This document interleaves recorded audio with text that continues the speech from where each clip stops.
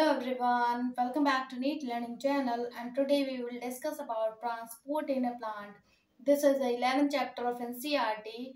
तो मैंने पिछले वीडियो में काफ़ी सारी चीज़ें डिस्कस करी थी जिसमें कि हमने इम्बाइबिशन को फिनिश कर लिया था और ऑस्मोसिस की प्रोसेस क्या होती है, इम्बाइबिशन क्या होता है, प्लाज्मोलिसिस क्या होता है। और प्लाज्मोलिसिस जो था वो 3 पार्ट में डिवाइड था। कौन कौन सा? एक हाइपोटोनिक, हाइपोटोनिक एंड आइसोटोनिक। ठीक है, इसके बारे में डिस्कस कर लिया था। फिर उसके में बात कर ली थी कि गटेशन क्या होता है। गटेशन जो होता है वो क्या होता है, ड्रॉपलेट्स के फॉर्म में रिलीज हो रहा होता है। ठीक है, लीफ की मार्जिन से। ठीक है, ओके। तो इस प्रोसेस को क्या बोलते हैं? गटेशन बोलते हैं। उसके बाद हमने डिफरेंस को डिस्कस किया था कि गटेशन और ट्रांसपिरेशन में क्या डिफरेंस है। तो गटेशन जो होता है मार्जिन में ड्रॉपलेट्स के फॉर्म में रिलीज होता है लीफ की, जबकि जो ट्रांसपिरेशन है वो वाटर वेपर के फॉर्म में रिलीज होता है। कहाँ से? स्टोमेटा से। ठीक है, तो ऐसा कुछ डिफरेंस हमने हमारे पिछले वीडियो में हमने देखा था। ठीक है, नेक्स्ट हमने बात करी थी कि जो थ्योरी है उसके बारे में कि मतलब थ्योरी जो है वो काफी सारे साइंटिस्ट ने दी थी। 3 थ्योरी दी गई, जिसमें कि सबसे पहली कौन सी थी? Root pressure theory. दूसरी कौन सी थी? Capillary theory. एंड तीसरी क्या है? कोहेशन या फिर ट्रांसपिरेशन पुल थ्योरी। ठीक है, तो इसको हम आज डिटेल में डिस्कस करेंगे। सबसे पहले बात करेंगे रूट प्रेशर थ्योरी की। This theory is given by Presley. जो रूट प्रेशर थ्योरी है इसको सबसे पहले किसने दिया था? प्रेस्ले साइंटिस्ट ने। ठीक है, किसने दिया था? प्रेस्ले साइंटिस्ट ने। फिर देखिए, according to this theory water absorb by the root hairs enter into स्पोरेक्स cell which become fully turgid and create a pressure called a root pressure.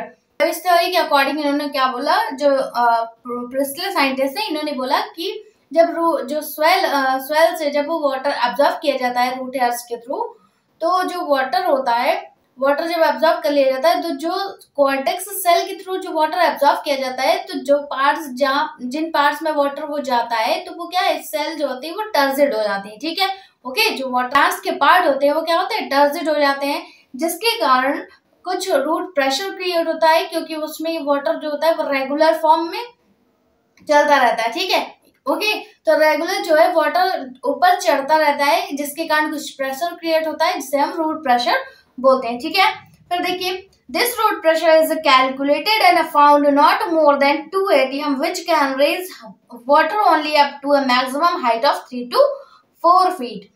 तो रूट प्रेशर उसको भी कैलकुलेट किया गया, और जब कैलकुलेट किया गया तो फिर 2 atm से ज्यादा नहीं मिला। ठीक है, ओके। जब जो रूट प्रेशर है उसको जब कैलकुलेट किया गया तो 2 atm से ज्यादा हमें नहीं मिला। ठीक है, और उसके बाद जब वो वाटर जो होता है, अगर वाटर की हाइट की बात करें कि कितना वो रूट प्रेशर के थ्रू हाइट तक पहुंच सकता है, तो 3 to 4 फीट तक आपका वाटर जो है वो 3 to 4 हाइट तक पहुंच पाएगा। ठीक है, फिर देखिए, thus water cannot go beyond this height and fail to reach the tree having more height।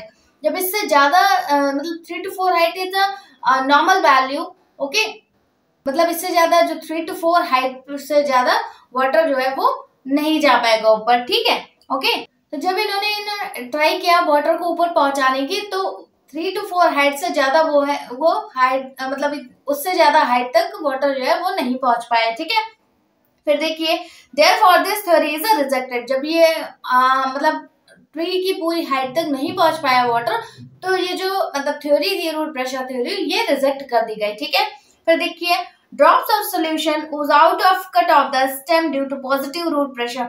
जब आप आप ये रूट प्रेशर को देखने के लिए क्या होगा, तो रूट प्रेशर को देखने के लिए अगर किसी स्टेम को हम कट कर दे तो उसमें कुछ वाटर जो है ड्रॉपलेट्स के फॉर्म में दिखाई देता है। ठीक है, उसकी स्टेम में ड्रॉपलेट्स के फॉर्म में वाटर जो है वो दिखाई देता है, जिसे हम रूट प्रेशर बोलते हैं। ठीक है, कैसा root pressure? Positive root pressure. ठीक है, नेक्स्ट बात करेंगे कैपिलरी थ्योरी की।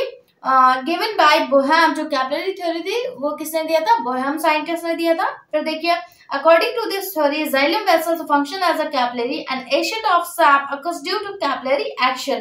बताया गया कि जो मतलब कि स्टेम में जाइलम वेसल्स प्रेजेंट होती है, इसके थ्रू वाटर जो है कैपिलरीज के फॉर्म में ऊपर तक जाता है। ठीक है, स्टेम के अदर पार्ट्स तक जाता है, जैसे कि लीव्स हो गया, ओके, एंड स्टेम के जो ब्रांचेस हो गए उन तक वो है कैपिलरीज के फॉर्म में जाता है, जिसे हम एशियंट ऑफ सैप भी बोलते हैं। ठीक है, तो कैपिलरी या फिर एशियंट ऑफ सैप हो गया, ये क्या है? एक प्रोसेस है जिसके थ्रू वाटर जो है स्टेम में जाता है। ठीक है, फिर देखिए ट्रांसपिरेशन पुल थ्योरी के बारे में देख लेते हैं। This theory was given by Dixon and Jolly, ठीक है। नेक्स्ट पॉइंट देखिए, there is a continuous water column from roots to leaf. इस थ्योरी में क्या होता है, जो वाटर होता है वो कंटिन्यूअस लीफ तक जाता रहता है, ठीक है। ओके, क्या करता है, मतलब कंटिन्यूअस रूट से लेकर लीफ तक वाटर जाता रहता है, ठीक है। फिर देखिए transpiration pull the water column become rope like a structure and create the tension or pull which enable to break the water column because these are two type of forces exist in a water column। इस theory में क्या होगा, मतलब इस theory को पुल theory क्यों बोला गया, तो इसमें जो वाटर होता है वो क्या होता है, मतलब सीक्वेंस रोप लाइक के स्ट्रक्चर बना लेता है, ठीक है। ओके, एक ड्रॉप के बाद दूसरी ड्रॉप के बाद तीसरी ड्रॉप, इनमें क्या है, एक भी गैप नहीं होता, ठीक है। तो रोप के तरीके एक स्ट्रक्चर बना लेते हैं वो वाटर ड्रॉपलेट्स। अगर एक जो है लीफ से मतलब रिलीज हो गया एटमॉस्फेयर में, तो दूसरा उसकी जगह पे आ जाएगा, ठीक है। ओके, तो उसमें एक रोप लाइक स्ट्रक्चर बन जाता है, जो कि किसके कारण होता है, उसमें जो मतलब रूट प्रेशर के कारण टेंशन क्रिएट हो रहा होता है, ठीक है। ओके, तो वो टेंशन या फिर फोर्सेस बोल लो, तो फोर्सेस एग्जिस्ट हो रहा होता है जिसके कारण ये एक रोप लाइक स्ट्रक्चर बना लेते हैं, ठीक है। तो ये जो फोर्सेस होते हैं, वाटर के बीच का जो फोर्सेस होता है वो दो पार्ट में डिवाइड किया गया है। पहला क्या होता है, कोहेसिव फोर्स, दूसरा क्या होता है, एडहेसिव फोर्स, ठीक है। कोहेसिव फोर्स के बारे में देख लेते हैं। Between water and water molecules, ऐसा फोर्स जो वाटर एंड वाटर के बीच में लगता है उसे क्या बोलते हैं, कोहेसिव फोर्स, ठीक है। क्या बोलते हैं, कोहेसिव फोर्स। जबकि एडहेसिव फोर्स के बारे में देख लेते हैं। Between water and xylem wall, जो फोर्स होता है वो किसके बीच में होता है, वाटर एंड जाइलम वॉल के बीच में जो फोर्स लगता है उसे क्या बोलते हैं, एडहेसिव फोर्स बोलते हैं, ठीक है। वाटर एंड वाटर के बीच में जो फोर्स लगता है उसे cohesive force, and water and xylem wall के बीच में लगता है उसे एडहेसिव फोर्स बोलते हैं, ठीक है। ओके, तो ये जो थ्योरी थी वो मतलब वो प्रूव हो गई थी, इसलिए इसको जो है इंपॉर्टेंस दी गई, ठीक है। किसको, ट्रांसपिरेशन पुल थ्योरी को इंपॉर्टेंस दी गई, ठीक है। फिर देखते हैं नेक्स्ट पॉइंट, देखिए cohesion adhesion and surface tension are the forces responsible for movement of water up the trachyry elements। तो जो कोहेशन हो गया एंड एडेशन हो गया एंड जो सरफेस टेंशन हो गया, इसी के थ्रू वाटर जो है रूट से लीफ तक जाता है, ठीक है। या फिर हम बोल सकते हैं कि ट्रैकरी एलिमेंट्स जो प्लांट में प्रेजेंट होते हैं उसके थ्रू आपका वाटर जो है वो ऊपर तक जाता है, ठीक है। तो ये सारे फोर्सेस जो है वो रिस्पॉन्सिबल है वाटर को ऊपर तक पहुंचाने के लिए, ठीक है। फिर देखिए water molecules remain attached to one another by the strong mutual forces of attraction called it's a cohesive force. जैसा कि मैंने अभी बताया कि वाटर एंड वाटर के बीच में जो फोर्स लगता है जिसे हम क्या बोलते हैं, कोहेसिव फोर्स भी बोलते हैं, ठीक है। तो एक वाटर एंड वाटर जो होता है एक दूसरे से एक फोर्स के थ्रू अटैच होता है जिसे हम कोहेसिव बोलते हैं, ठीक है। वो एक अट्रैक्शन होता है, ठीक है, दोनों वाटर मॉलिक्यूल्स के बीच में, ठीक है। कुछ इसमें आपको नोट के लिए दे रखा है, इसके बारे में देख लेते हैं। कुछ नोट्स पॉइंट दे रखे हैं। High tensile strength it means an ability to resist a pulling force, and high capillary it means the ability to rise in a thin tubes। को नीचे से ऊपर तक पहुंचाने के लिए ये अब जो साइंटिस्ट है इन्होंने कैसे देखा होगा, तो इन्होंने एक एक्सपेरिमेंट किया जिसमें कि उन्होंने एक ट्यूब लाइक स्ट्रक्चर को लिया, ओके। तो वो जो ट्यूब लाइक स्ट्रक्चर था उसमें इन्होंने एक कैपिलरी ली जिसके थ्रू वाटर जो है वो उन्हें ऊपर चढ़ता हुआ उन्हें दिखाई दिया, ठीक है। ओके, वो एक पुलिंग फोर्स लगा जिसके थ्रू वाटर जो है रूट से लीफ तक जा रहा था, ठीक है। ओके, ये एक मतलब एक स्ट्रेंथ क्रिएट होती है या फिर फोर्स क्रिएट होता है जिसके कारण वाटर जो रूट से लीफ तक जाता है, ठीक है। नेक्स्ट देखिए मैकेनिज्म ऑफ वाटर एब्जॉर्प्शन। जो वाटर को एब्जॉर्प्शन करने के लिए टू टाइप के मैकेनिज्म है। कौन कौन सा, पहला कौन सा है, एक्टिव एब्जॉर्प्शन, दूसरा क्या है, पैसिव एब्जॉर्प्शन, ठीक है। एक्टिव एब्जॉर्प्शन के बारे में देख लेते हैं। Roots are actively involve. तो जब एक्टिव एब्जॉर्प्शन के बारे में बोला गया है तो इसमें क्या होगा, रूट जो होगा वो एक्टिव होगा तभी वो अपना वर्क कर पाएगा प्रॉपर, ठीक है। फिर देखिए water absorption occur by the root. तो ये जो वाटर जो होता है एब्जॉर्ब किसके थ्रू होता है, वाटर के थ्रू होता है, मतलब रूट्स के थ्रू किया जाता है, ठीक है। फिर देखिए नेक्स्ट पैसिव के बारे में देख लेते हैं। Roots are passively involve. इसमें जो होता है रूट जो होता है वो क्या होता है, पैसिवली इन्वॉल्व होता है, अपना वर्क जो है वो कभी कदार कर रहा होता है, ठीक है। फिर देखिए water absorption occur through the root. तो इसमें भी एब्जॉर्प्शन वाटर की ही मतलब रूट्स के थ्रू ही होता है, लेकिन क्या है कुछ जब वाटर की कमी होती है, ठीक है, तब वाटर का एब्जॉर्प्शन होता है और उसके बाद फिर लीफ तक पहुंच जाता है वाटर, ठीक है। फिर देखिए active absorption is due to, जो एक्टिव एब्जॉर्प्शन है उसके लिए भी कुछ पॉइंट दे रखे हैं, उसके बारे में देख लेते हैं। Minerals are present in the soil are charged particles, ions which cannot move across the cell membrane. इसमें क्या होता है कि जो मिनरल्स सॉइल में प्रेजेंट होते हैं, जो कि आप यूज करते हैं, अगर सॉइल में जब मिनरल्स यूज करेंगे तभी आपका प्लांट जो है वो प्रॉपर ग्रोथ कर पाएगा, ठीक है। तो जो मिनरल्स सॉइल में प्रेजेंट होते हैं उसी के थ्रू एब्जॉर्ब किया जाता है, ठीक है। और एब्जॉर्ब करने के बाद जो उसमें मिनरल्स में चार्ज पार्टिकल्स प्रेजेंट होते हैं वो जो है सेल मेम्ब्रेन पे क्रॉस नहीं कर पाते, ठीक है, मतलब सेल मेम्ब्रेन से एंटर नहीं हो पाते, ठीक है। केवल जो मिनरल्स होंगे वही केवल जा पाएगा, ठीक है, ओके। बट अगर आप बात करें कि चार्ज या फिर चार्ज पार्टिकल्स की या फिर आयंस की, तो वो नहीं जा पाते, ठीक है, सेल मेम्ब्रेन को क्रॉस नहीं कर पाते, ठीक है। फिर देखिए the concentration of minerals in the soil is usually lower than the concentration of minerals in the root. Soil में कंसंट्रेशन की बात करें मिनरल्स के कंसंट्रेशन की, तो वो जो है उसमें कंसंट्रेशन का लेवल जो होता है वो कम होता है एज कंपेयर टू रूट्स में जो मिनरल्स प्रेजेंट होते हैं उनका कंसंट्रेशन ज्यादा होता है, ठीक है, ओके। तो हम ये बोल सकते हैं कि जो मतलब जो रूट में जो आपका सॉइल में कंसंट्रेशन होता है वो लोअर होता है एज कंपेयर टू में मिनरल्स का कंसंट्रेशन के अकॉर्डिंग, ठीक है। फिर देखिए active absorption is only one direction, जो एक्टिव एब्जॉर्प्शन होता है केवल वन डायरेक्शन में होता है, मतलब कि नीचे से ऊपर की तरफ ही होता है, ठीक है। नेक्स्ट बात करेंगे ट्रांसलोकेशन ऑफ मिनरल्स आयन की। Minerals ion reaches up to xylem through active or passive absorption. It further transport up to the stem and other parts of plant through transpiration pull theory. तो जैसे कि मैंने बताया कि xylem के through ही water का transport होगा, okay, root से लीफ तक, ठीक है। और उसके बाद जो सॉइल में मिनरल्स प्रेजेंट होंगे वो भी क्या है जाइलम के मतलब वो भी वाटर में मिक्स होके मतलब रूट्स के थ्रू एब्जॉर्ब होके कहाँ पर जाएंगे, लीफ में जाता है, ठीक है। कौन सी प्रोसेस के थ्रू, ट्रांसपिरेशनल पुल थ्योरी के थ्रू, ठीक है। फिर देखिए minerals are required in the growing region of plants such as the apical and lateral meristem, young leaf, developing flower, fruit, seed. जो minerals होते हैं वो किसी भी प्लांट को ग्रोथ कराने में हेल्पफुल होते हैं। तो प्लांट में कई सारे पार्ट्स प्रेजेंट होते हैं जिनका जैसे कि अपाइकल हो गया और लेटरल बर्ड्स हो गए, लेटरल मेरिस्टम हो गई, यंग लीफ हो गया, रूट्स, फ्रूट, ठीक है, लीफ हो गई। तो इन सबको ग्रो कराने में मिनरल्स के रिक्वायरमेंट होती है, ठीक है, जो कि प्लांट्स को ग्रोथ में हेल्पफुल होते हैं, ठीक है। फिर देखिए फ्लोएम ट्रांसपोर्ट की बात कर लेते हैं। Flow from a source to sink, जो फ्लोएम होता है उसका वर्क क्या होता है, फूड का ट्रांसपोर्ट करना, ठीक है। फ्लोएम का वर्क क्या होता है, फूड का ट्रांसपोर्ट करना, जबकि जाइलम का वर्क क्या होता है, वाटर का ट्रांसपोर्ट करना, ठीक है। तो अब हम बात करेंगे फ्लोएम के ट्रांसपोर्ट की, जो कि सोर्स से सिंक तक होता है, ठीक है। कैसा होता है, सोर्स से सिंक तक होता है, ठीक है। Flow from source to sink, जैसा कि मैंने अभी बताया। फिर देखिए food sucrose is a transport by the vascular tissue flowing from source to sink. जो फूड इनका फूड क्या होता है, सुक्रोज होता है, ठीक है, ओके। क्या होता है, सुक्रोज होता है। और ये जो फूड इनका सुक्रोज होता है ये ट्रांसपोर्ट होता है किसके थ्रू, वैस्कुलर टिश्यू के थ्रू, ठीक है। किसके थ्रू, वैस्कुलर टिश्यू के थ्रू, जिसमें कि जो सोर्स से मतलब फूड जो होता है सोर्स से सिंक की तरफ जाता है, ठीक है।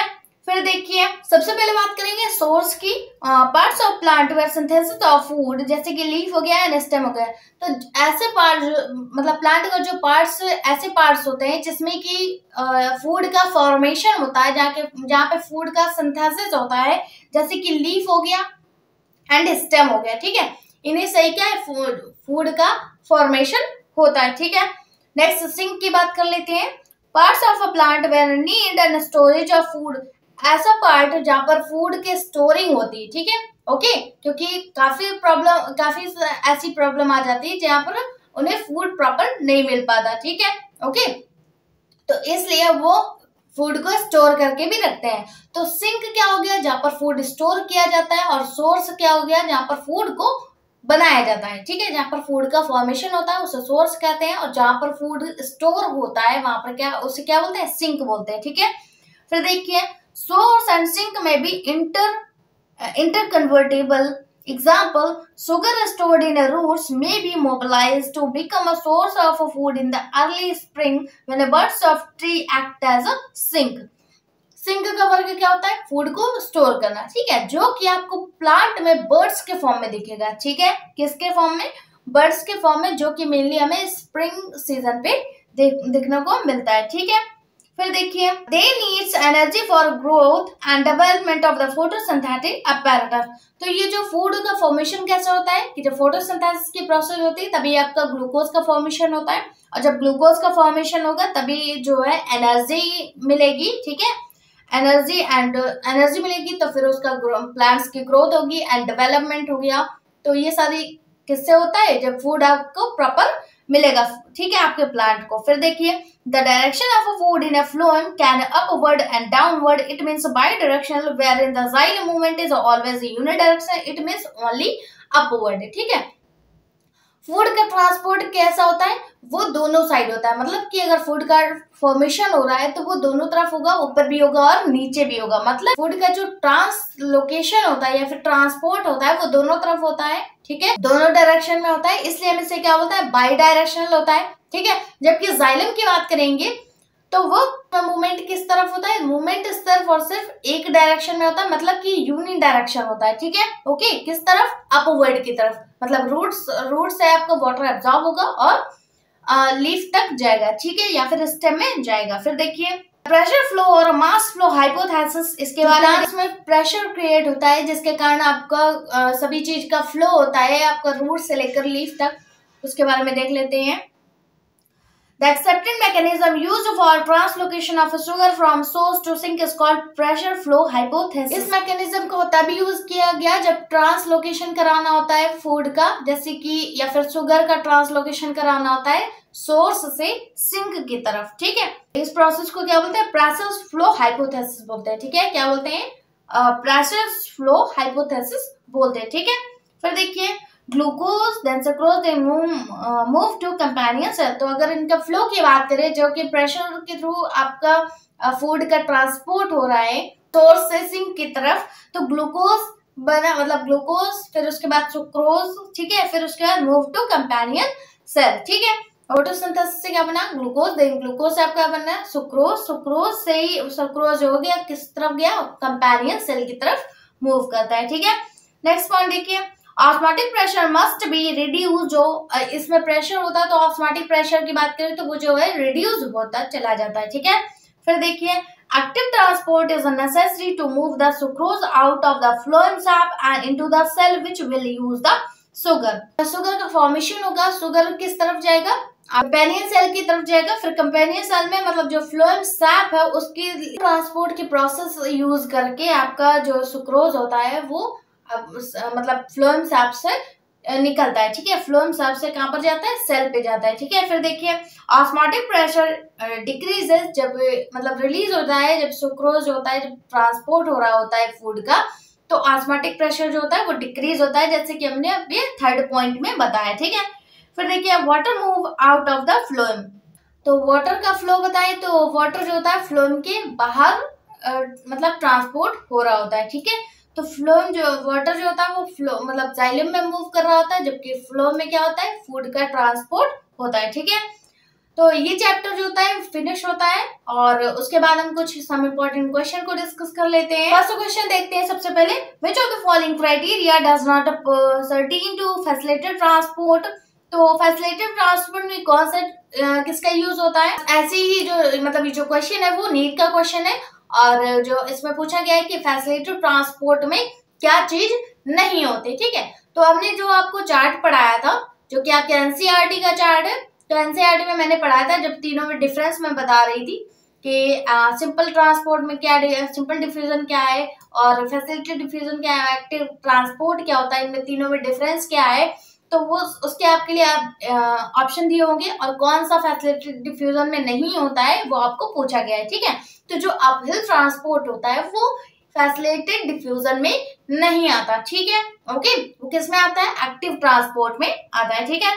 फिर देखिए, water potential is equal to, तो वाटर पोटेंशियल का मैंने फॉर्मूला बताया था कि water solute potential plus pressure potential, ठीक है। किसका फॉर्मूला है? वाटर पोटेंशियल का, ठीक है, इंपॉर्टेंट है, नीट का क्वेश्चन है। नेक्स्ट देखिए, the water potential and osmotic potential of a pure water are, मैंने इसमें भी बताया था जब मैं हाई पोटेंशियल के बारे में बात कर रही थी, फिर zero potential, then after low potential के बारे में देख रही थी, तो उसके बारे में हमने बताया था कहाँ पर आपका लो होगा, कहाँ पर हाई होगा और कहाँ पर जीरो होगा। तो प्योर वाटर जब होगा तब वहां पर क्या होगा? जीरो होगी। किसकी value? Osmotic pressure, osmotic potential and water potential की वैल्यू जो होगी वो जीरो ही होगी, ठीक है। फिर देखते हैं, which of the following is used to determine the rate of transpiration in a plant। तो ट्रांसपिरेशन मतलब कि जो ट्रांसपिरेशन जो होता है वो किससे डिटरमाइन किया जाता है आपका? तो वो पोडोमीटर से डिटरमाइन किया जाता है, ठीक है। नेक्स्ट क्वेश्चन देखते हैं, transpiration is the least in, तो जब हमने फैक्टर्स के बारे में पढ़ाया था, टेम्परेचर जो होता है वो उसके डायरेक्टली प्रोपोर्शनल होता है, और लाइट की बात करें तो लो लाइट में ट्रांसपिरेशन जो होता है वो अच्छा होता है, ठीक है। और जब हमने ह्यूमिडिटी की बात करी थी तो ह्यूमिडिटी में क्या हो रहा था कि ह्यूमिडिटी जितना हाई होगा उतना ट्रांसपिरेशन लो होगा। तो वही पूछा गया कि ट्रांसपिरेशन कब कम होता है, ठीक है, ओके। तो बोला गया जब हाई एटमॉस्फेरिक ह्यूमिडिटी होगी तब आपका ट्रांसपिरेशन जो है इफेक्टेड होगा, ठीक है। फिर देखिए, opening and closing of stomata is due to change in turgor pressure of guard cell. जब टर्गल प्रेशर में चेंजेस आएंगे, ठीक है, तो गार्ड सेल में इफेक्ट आएगा, और गार्ड सेल में जब इफेक्ट आएगा तो वही क्या है? ओपन एंड क्लोजिंग में, क्योंकि open and closing of stomata जो है वो किस पे डिपेंड करता है? गार्ड सेल पे, ठीक है। तो टर्गल प्रेशर जितना चेंज होगा उतना ही गार्ड सेल का शेप चेंज होगा, ठीक है। फिर देखिए, गार्ड सेल हेल्प इन, तो गार्ड सेल का वर्क क्या होता है कि स्टोमेटा को ओपन एंड क्लोज करना, ठीक है। और जो कि स्टोमेटा का वर्क क्या होता है कि ट्रांसपिरेशन में हेल्प होता है, ठीक है। ट्रांसपिरेशन जो प्रोसेस होती है वो किसके थ्रू होती है? स्टोमेटा के थ्रू होती है, ठीक है। फिर देखिए, guttation is the result of, guttation जो होता है वो किसके थ्रू होता है? तो रूट प्रेशर की प्रोसेस होती है उसी के थ्रू आपका गटेशन होता है, ठीक है, जिसमें कि जो ड्रॉपलेट वाटर जो होता है ड्रॉपलेट्स के फॉर्म में लीफ के मार्जिन से रिलीज होता है, ठीक है। नेक्स्ट क्वेश्चन देखिए, during germination seed absorb water bye, जो हमने बताया जब सीड का जर्मिनेशन कराना होता है तो हम किस प्रोसेस का यूज करते हैं? सीड को टर्जिट कराने के लिए उसे हम इम्बाइबेशन प्रोसेस का यूज करते हैं जब सीड जो होता है वो जर्मिनेट होने लगता है, ठीक है। फिर देखिए, what is the type of transportation in a xylem, तो अगर अभी हमने बताया, जस्ट अभी बताया कि जाइलम का जो डायरेक्शन होता है वो क्या होता है? यूनि डायरेक्शन होता है, मतलब कि वो जो होता है अपवर्ड होता है, नीचे से ऊपर की तरफ वाटर जो है फ्लो होता है, ठीक है, ओके। और फूड के बारे में बताते हैं तो फूड का ट्रांसपोर्ट किस तरीके से होता है? तो बाई डायरेक्शन होता है, मतलब कि ऊपर भी होता है और नीचे भी होता है, ठीक है। तो ये हमने टोटली 10 क्वेश्चन को डिस्कस किया और उसके बाद ये चैप्टर फिनिश हो जाता है। नेक्स्ट चैप्टर कौन सा है? मिनरल न्यूट्रिशन, जैसे हम हमारे नेक्स्ट वीडियो में डिस्कस करेंगे। तो मिलते हैं हमारे नेक्स्ट वीडियो में हमारे नेक्स्ट चैप्टर के साथ, तब तक के लिए थैंक यू।